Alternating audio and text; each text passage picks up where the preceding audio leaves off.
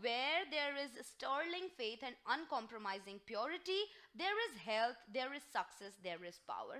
वो कह रहे हैं कि जहां पर होता है स्टर्लिंग फेथ मतलब वास्तविक विश्वास, मतलब सच्चा और वास्तविक विश्वास, और अनकॉम्प्रोमाइजिंग प्योरिटी मतलब समझौता ना करने वाली पवित्रता, वहीं पर जो है क्या होता है, वहीं पर हेल्थ होती है, मतलब वहीं पर स्वास्थ्य जो है पाया जाता है। कि जहां पर आप में वास्तविकता में मतलब रियलिटी में आपका फेथ होगा, विश्वास होगा किसी चीज में, और एक अनकॉम्प्रोमाइजिंग मतलब कभी भी समझौता न करने वाली पवित्रता, कि भाई आपके अंदर पवित्रता इतनी ज्यादा है, प्योरिटी इतनी ज्यादा है कि कभी भी आप कॉम्प्रोमाइज नहीं कर रहे हो उस प्योरिटी से, मतलब कोई भी गलत चीज आप नहीं कर रहे हो, ठीक है। तो वहीं पर वो कह रहे हैं कि स्वास्थ्य जो है वो वहीं पर हो सकता है। There is success, there is power, और वहीं पर सफलता और वहीं पर जो पावर है वो भी होती है। In such a one, disease, failure and disaster can find no lodgment. और वो कह रहे हैं in such a one, और इस तरीके के एक इंसान में या इस तरीके की एक हम कह सकते हैं अवस्था में, डिजीज बीमारी, फेलियर हम जब कभी भी फेल हो जाते हैं मतलब असफलता, और डिजास्टर मतलब क्या होता है, तबाही, कैन फाइंड नो लॉजमेंट, उसका कोई भी घर नहीं होता।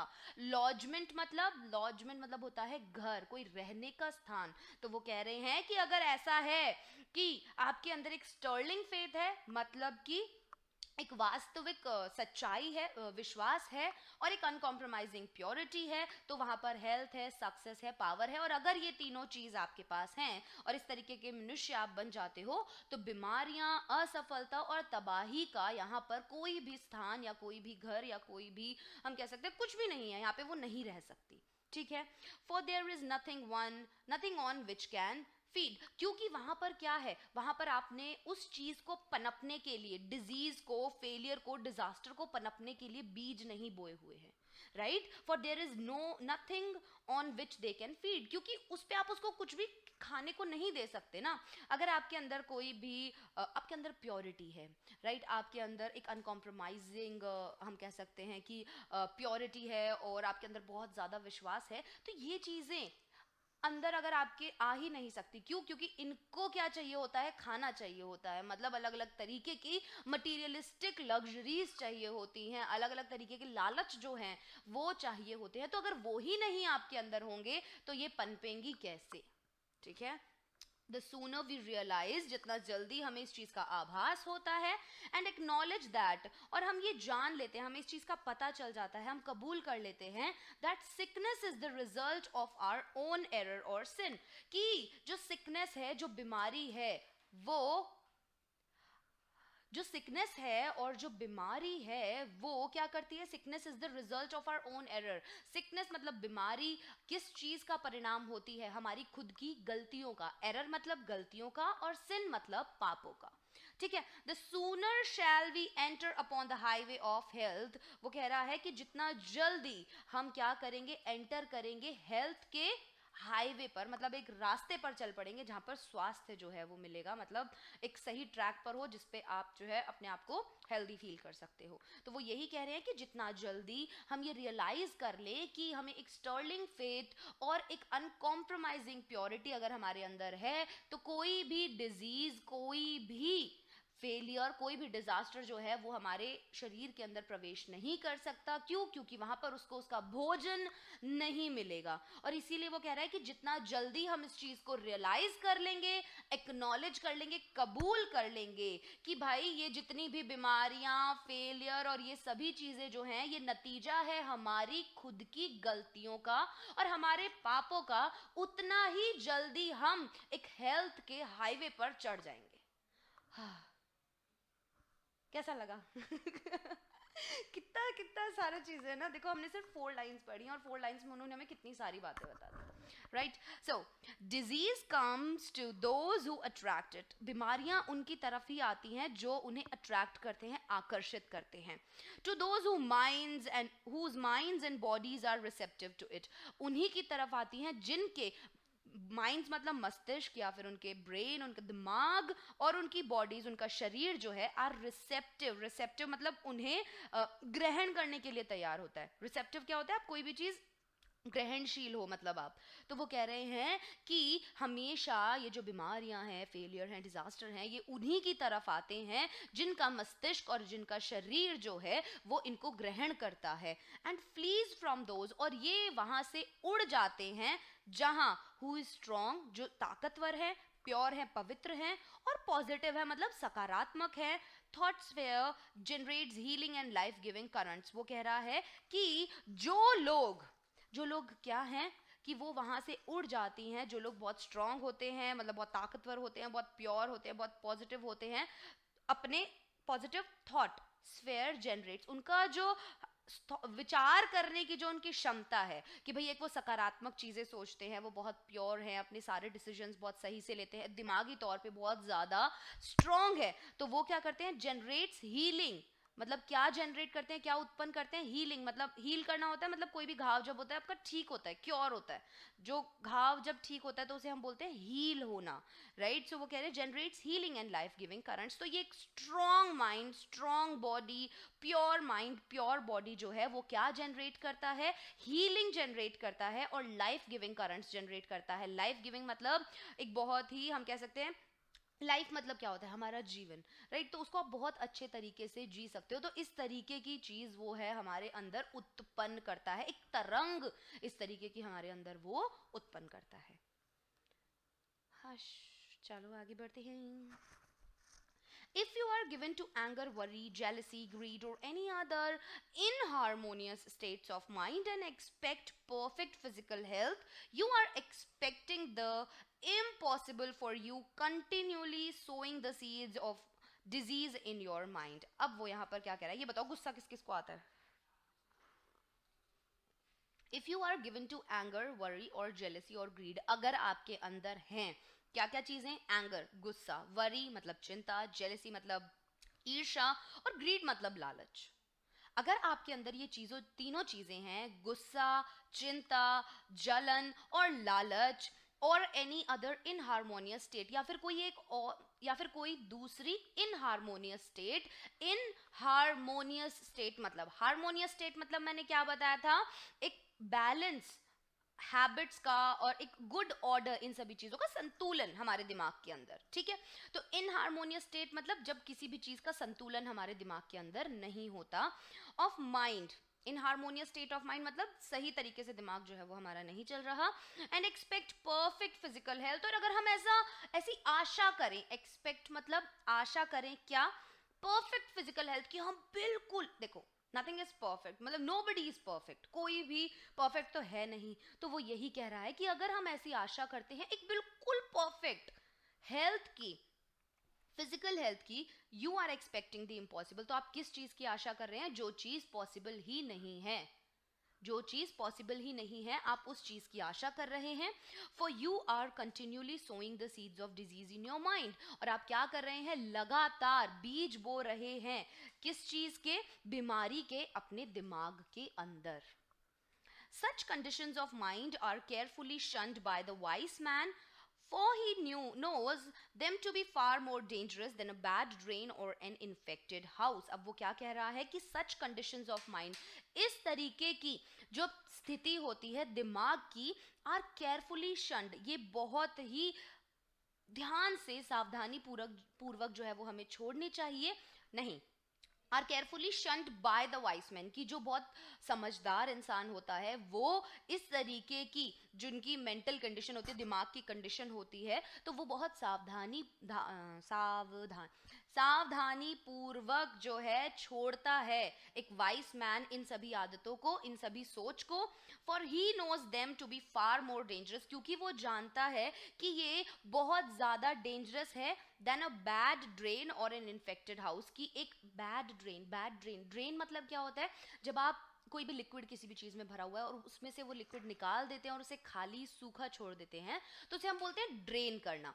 तो यहाँ पर बैड ड्रेन क्या है कि अपने दिमाग से ये आशा को निकाल देना, कैसी आशा, एक परफेक्ट हेल्थ की आशा को निकालना। लेकिन एक समझदार इंसान इन सभी आशाओं को बहुत ही सावधानी व्हाट इज दिस सावधानी पूर्वक अपने दिमाग से निकालता है या छोड़ता है। ठीक है।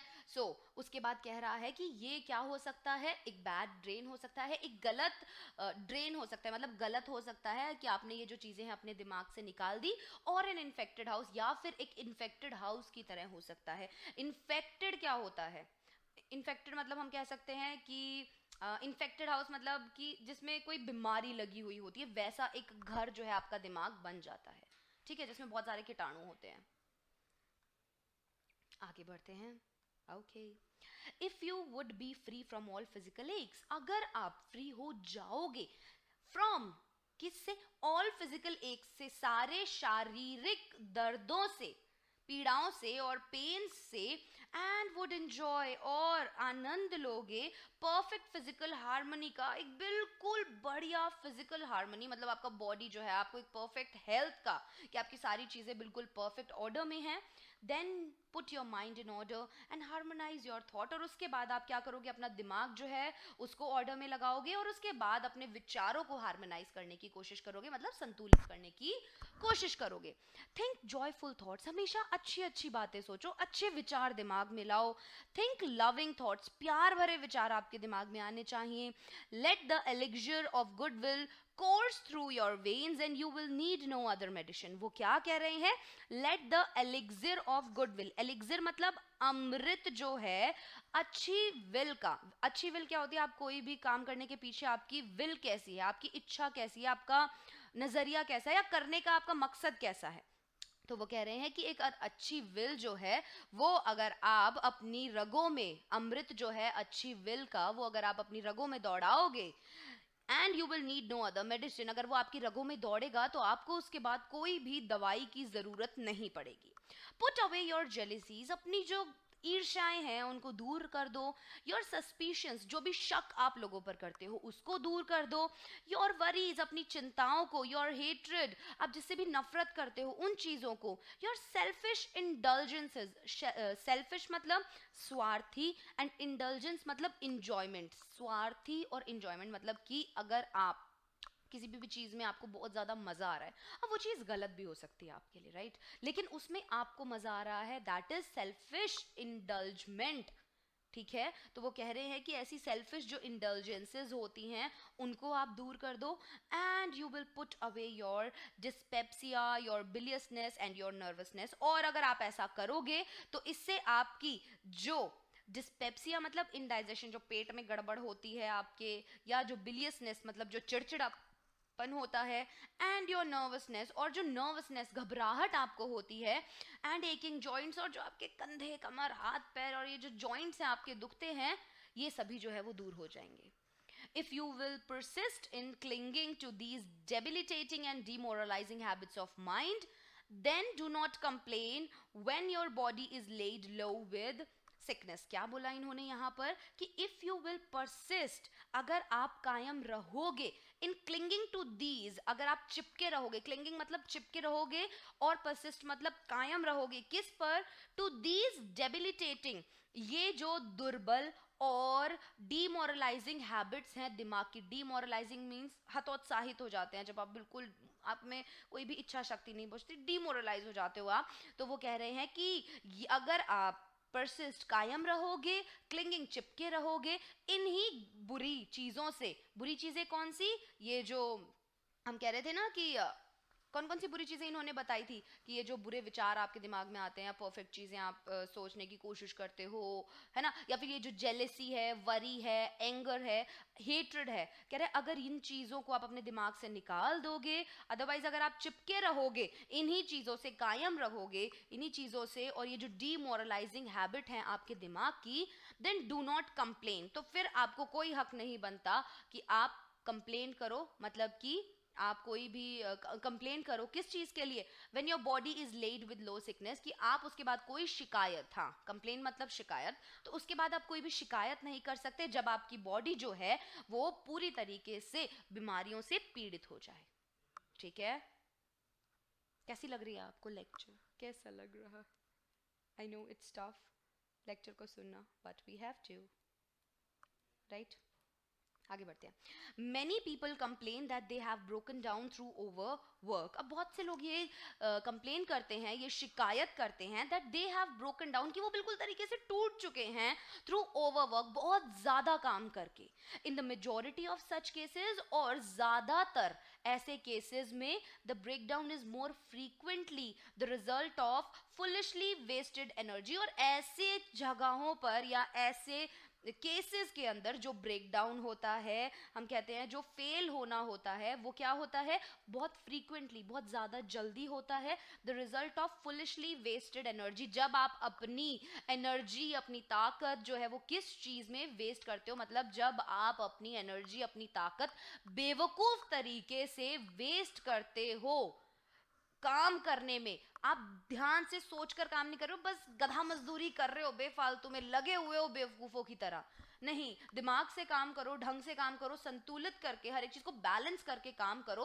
उससे हेल्थ, पावर और सक्सेस तीनों चीजें आपको मिलेंगी. राइट? अगर आपके अंदर एंगर, वरी, जेलसी, हेट्रेड रहेगा और इन सभी चीजों के साथ आप काम करोगे तो आप खुद ब खुद बीमार पड़ोगे. आप ऑटोमेटिकली अपने आप ही रिसेप्टिव बन जाओगे इन चीजों के, इन बीमारियों के. आप खुद ग्रहण करोगे इन बीमारियों को. ठीक है? If you would secure health you must learn to work without friction. कि अगर आपको अपनी स्वास्थ्य को बचाना है तो आपको क्या सीखना पड़ेगा? टू वर्क विदाउट फ्रिक्शन, बिना फ्रिक्शन के वर्क करना. फ्रिक्शन मतलब यहाँ पर क्या होता है? फ्रिक्शन मतलब होता है घर्षण लगना. मतलब कि कोई भी चीज़ एक तो स्मूथ होती है और कोई रफ चीज़ होती है, जब हम वहाँ पर चलते हैं तो उससे एक फ्रिक्शन लगता है. राइट? तो वो ये यहाँ पर कह रहे हैं कि अगर आपको क्या सीखना होगा, आपको लर्न करना होगा टू वर्क विदाउट फ्रिक्शन, काम करना बिना फ्रिक्शन के. ठीक है? To become anxious or excited or to worry over needless details is to invite a breakdown. अब to become anxious, चिंतित होना, और एक्साइटेड, बहुत ज़्यादा एक्साइटेड होना, उत्तेजित हो जाना, या फिर चिंता करना नीडलेस, जिनकी ज़रूरत नहीं है, ऐसी डिटेल्स के ऊपर, is to invite a breakdown. ये क्या आमंत्रण देता है? ये फेल होने को आमंत्रण देता है कि आप वहाँ टूट जाओगे.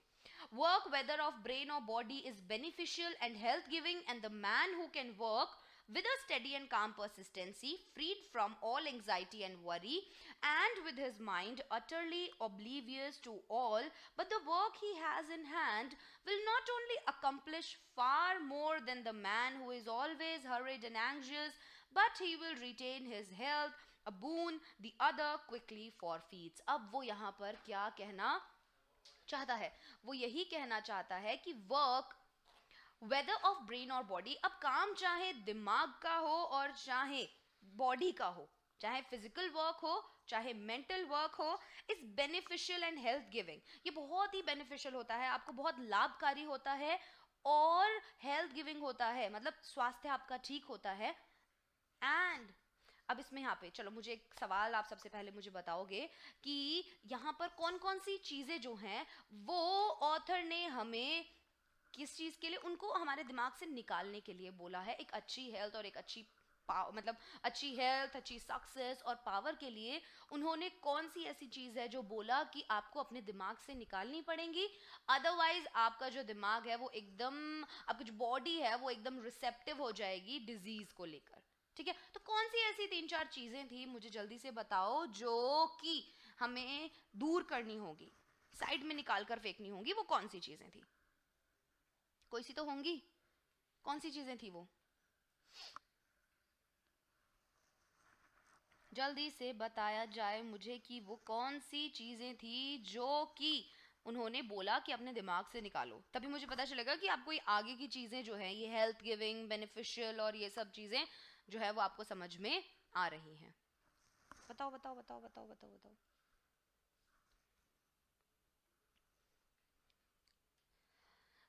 आगे बोल रहा है कि वर्क वेदर ऑफ ब्रेन और बॉडी, की जो काम है चाहे वो दिमाग का हो चाहे बॉडी का हो, is beneficial and health giving. वो आपको लाभकारी होगा और आपका स्वास्थ्य ठीक करेगा. एंड द मैन, और वो इंसान, who can work with a steady and काम परसिस्टेंसी, जो दृढ़ता से और बिल्कुल स्टेडी, दृढ़ होकर और काम होकर, एकदम शांत होकर जो है वो काम कर सकता है. फ्रीड फ्रॉम ऑल एंजाइटी, दूर है, मुक्त होकर सभी तरीके की एंजाइटी से, चिंता से. वरी, वरी मतलब भी चिंता होता है उसी से, एंड विद हिज माइंड, और वो कह रहा है कि उसका जो माइंड है, राइट तो वो कह रहा है कि एक इंसान जो सभी तरीके की चिंताओं से मुक्त होकर, स्टडी होकर, काम होकर इन चीजों को कर सकता है, वो कैसे, मतलब कि कैसे अपने दिमाग से ये सभी चीजें जो है वो निकालेगा? जल्दी से बताओ मुझे।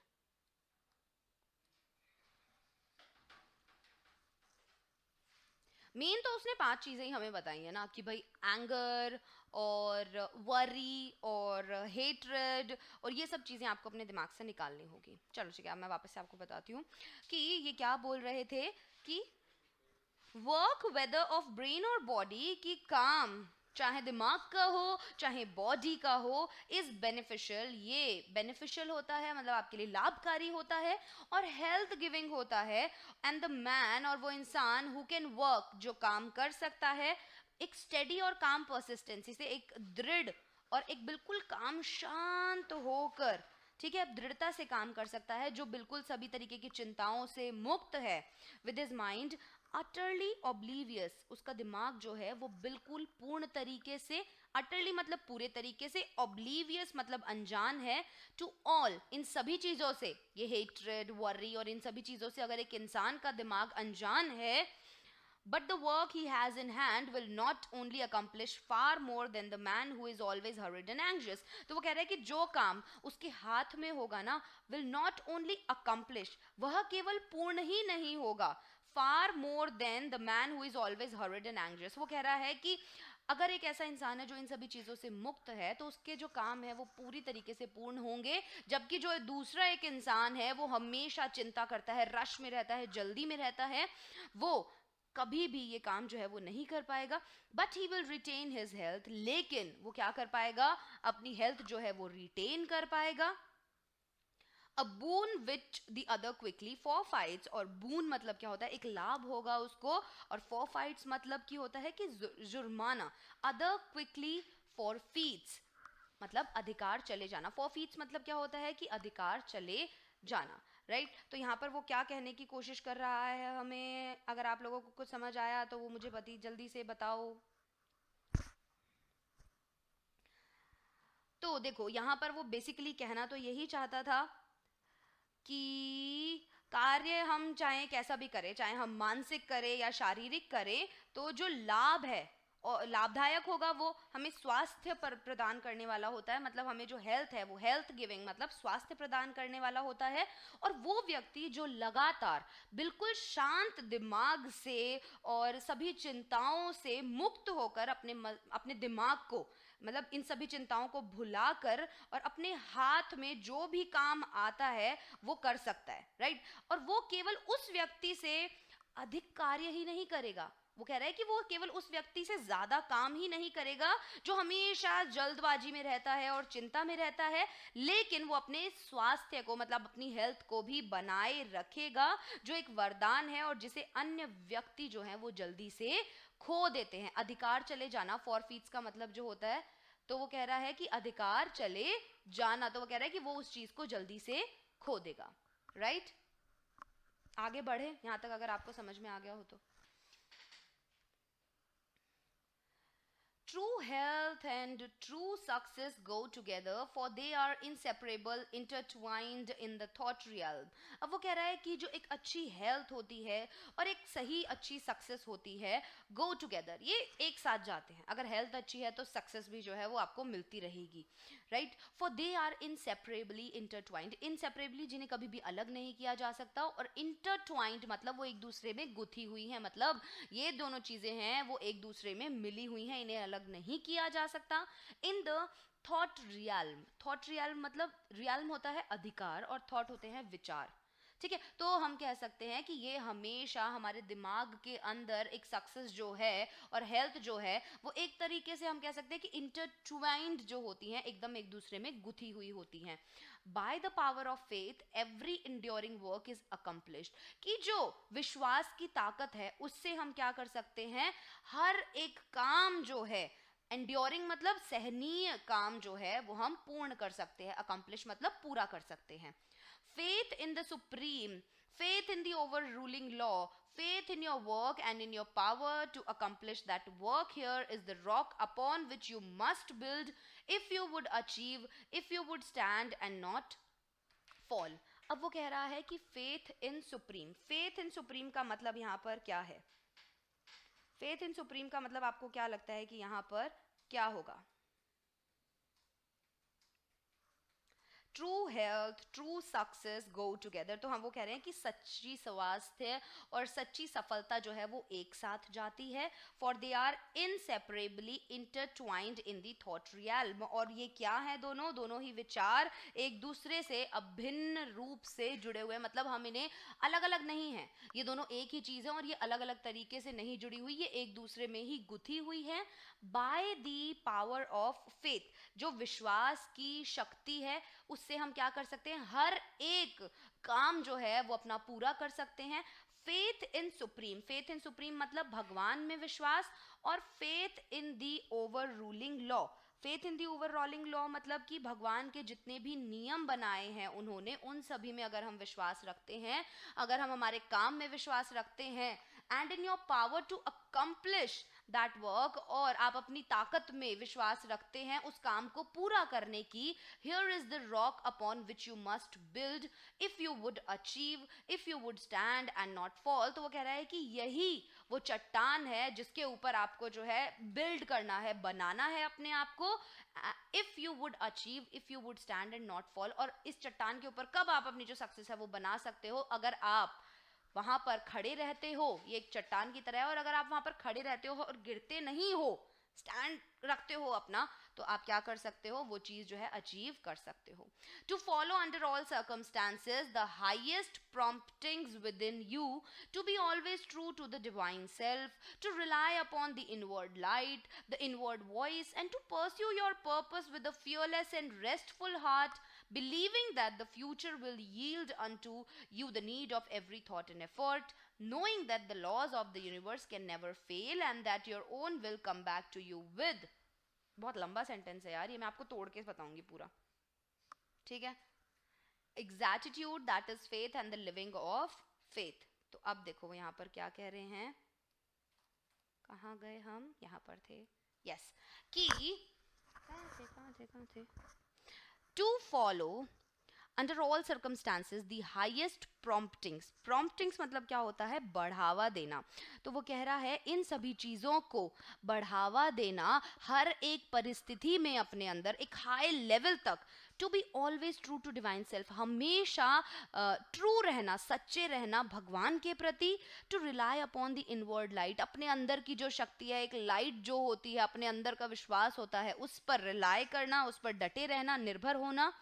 एंड द इनवर्ड वॉइस, और जो हमारे अंदर की एक आवाज होती है. And to pursue your purpose, और आप क्या करो? परस्यू मतलब पाने की कोशिश करो, पर्पस मतलब जो भी मुद्दा है आपका, जो भी चीज है, जो भी आप पाना चाहते हो, किस चीज के साथ? With a fearless and restful heart, एक बिना डरा हुआ, फियरलेस मतलब जो किसी चीज से नहीं डरता, और एक रेस्टफुल हार्ट, एक शांत स्थिर दिल से. बिलीविंग दैट, ये विश्वास रखते हुए कि the future will yield unto, जो फ्यूचर है, जो भविष्य है, वो क्या यील्ड करेगा, क्या उत्पन्न करेगा? अनटू मतलब तब तक, you the need of every thought and effort. वो क्या कह रहा है? बिलीविंग दैट, विश्वास रखना कि जो फ्यूचर है वो क्या उत्पन्न करेगा. हर एक थॉट जो है आपको चाहिए, और आपके जो एफर्ट्स हैं, ये सभी जानते हुए कि जो लॉज हैं पूरे ब्रह्मांड के कभी भी फेल नहीं हो सकते. And that your own will come back to you with, और आपकी जो खुद की विल है वो आपके पास वापस आएगी विद मैथमेटिकल एग्जैटिट्यूड. एग्जैटिट्यूड मतलब शुद्धता, उतनी ही पवित्रता के साथ वापस आएगी. That is faith and the living of faith. और यही क्या है? दिस इज, और यही क्या है? विश्वास है, और लिविंग ऑफ फेथ, और विश्वास पर अपना जीवन जीना है. By the power of such faith ये जो शक्ति होती है इस तरीके के विश्वास की कि हम अपने ऊपर, अपनी आत्मविश्वास, अपनी अंदर की जो लाइट है, अपनी जो अंदर की आवाज़ है, उस पर अगर रिलाय करते हैं, निर्भर होते हैं, उसकी आवाज़ सुनते हैं, तो ये सक्सेस और ये सभी चीज़ें जो है वो हमारे पास ऑटोमेटिकली आ जाएंगी। By the power of such faith, ये जो ताकत होती है ऐसे विश्वास की, the dark waters of uncertainty, जो काला पानी होता है अनिश्चितता का, आर डिवाइडेड, ये बट जाता है, बांट देता है, every mountain of difficulty crumbles away, हर एक जो पहाड़ है डिफिकल्टी मतलब क्या होता है, आप सभी को पता है डिफिकल्टी क्या होती है। हमारी लाइफ में कोई भी तरीके की बाधाएं जो आ जाती हैं या परेशानियां जो आ जाती हैं, तो कह रहे हैं कि जिसके भी ये पहाड़ हैं परेशानियों के, बाधाओं के, क्रम्बल्स अवे मतलब दूर हो जाते हैं, नष्ट हो जाते हैं, and the believing soul passes on unharmed, और एक ऐसी रूह जो इन सभी चीजों में विश्वास करती है वो आगे बढ़ जाती है बिना हार्म हुए, बिना चोट पहुंचे। स्ट्राइव ओ रीडर, यहाँ क्या रहा है, स्ट्राइव मतलब परिश्रम करो, पढ़ने वाले, टू अक्वायर, क्या अक्वायर मतलब करने के लिए, प्राप्त करने के लिए, अबव एवरीथिंग, ये जो ऊपर सभी चीजें बताई गई हैं, the priceless possession of this dauntless faith, priceless मतलब जिसकी कीमत नहीं लगाई जा सकती, एंड पोजेशन मतलब अधिकार जो है, दिस डॉन्टलेस मतलब निडर विश्वास को, for it is the talisman of happiness, ये क्या है, ये तलिस्मा है, जादू है खुशी पाने का, सक्सेस पाने का, और शांति और ताकत पाने का, of all that makes life great and superior to suffering, और इन सभी चीजों से हमारी जो जिंदगी है वो क्या बन जाएगी, बहुत ही बढ़िया, ग्रेट, विशाल, अच्छी, सुपीरियर, और टू सफरिंग्स मतलब जो ये जो सफरिंग होते हैं ना, जो पीड़ाएं होती हैं, इनसे कहीं ज्यादा ऊपर जो है वो हमारी जिंदगी चली जाएगी।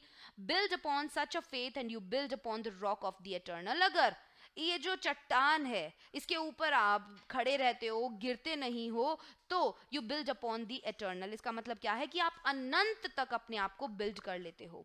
And with the material of the eternal and structure that you erect will never be dissolved, और जो मटीरियल, जो भी सामान आप यूज करोगे इस अनंत तक रहने के लिए, और जो स्ट्रक्चर, जिस तरीके का ढांचा आप खड़ा करोगे, वो कभी भी लुप्त नहीं हो सकता, for it will transcend all the accumulations of material luxuries and riches, the end of which is dust, for it will transcend मतलब बढ़ावा देना किसी भी चीज को, तो ये क्या करेगा कि ये बढ़कर आगे, मतलब it will transcend all the accumulations of material luxuries. Material luxuries क्या होती हैं, जो भी मटीरियलिस्टिक चीजें होती है, जैसे गाड़ी, पैसा, घर, बंगला, तो वो कह रहा है for it will transcend all the accumulations, की अंबार जो है इन सभी लालच का, the end of which is dust, वो क्या होता है, उसका अंत क्या होता है, केवल मिट्टी होता है, कि आप मर जाते हो और मिट्टी में मिल जाते हो, मतलब आपके हाथ में कुछ भी नहीं रहता। Whether you are hurled into the depths of sorrow, मान लो आपको फेंक दिया जाए निराशा की गहराइयों में, और lifted upon the Heights of Joy, या फिर आपको उठा दिया जाए हाइट्स ऑफ जॉय मतलब खुशी की ऊंचाइयों तक, ever retain your hold upon this faith, हमेशा आपको क्या करना है, कहां डटे रहना है, इस विश्वास के ऊपर हमेशा आपको डटे रहना है। And you build upon the rock of eternal, and with the material of eternal and structure that you are erect will never be dissolved, for it will transcend all the accumulations। यहाँ तक हमने पढ़ लिया, यहाँ से पढ़ना है, yes, so हमने ये hold this faith ever return into the rock of, हाँ, whether you are hurled into the depths of sorrows, मान लो आपको फेंक दिया जाए गहराइयों में, किसकी, निराशा की, और lifted upon the heights of joy, या फिर आप ऊंचाइयों तक पहुंच जाएं खुशी की, ever retain your hold upon his faith, आपको हमेशा क्या रखना है, इस विश्वास पर अपना काबू रखना है, होल्ड रखना है, ever return to it as your rock of refuge, और आपको हमेशा क्या हम कह सकते हैं कि आपका ये रॉक ऑफ रिफ्यूज है। रिफ्यूज क्या होते हैं, जो एक जगह ही नहीं टिकते, अलग अलग जगह जो है वो ट्रैवल करते रहते हैं, तो वो कह रहे हैं कि ये जो रॉक है, रिफ्यूज तक आप हमेशा यहाँ पर जो है मुड़कर वापस आ सकते हो, and keep your feet firmly planted, और अपने जो पैर हैं वो फर्मली मतलब मजबूती से आप प्लांट कर सकते हो, रख सकते हो, वहां पर लगा सकते हो,